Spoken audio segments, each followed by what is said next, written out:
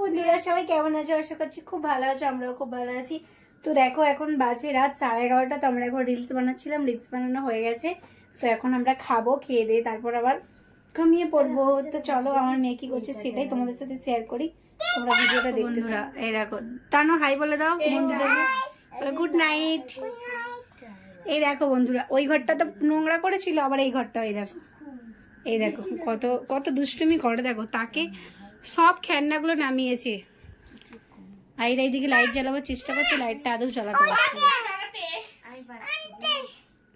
কি নেবে তুমি, আবার কি চাইছো? আর এটা আমাদের হলো, এটা এই রুমটা আমাদেরই, আমরা থাকি ওই রুমটাতে এখন বেশি থাকি।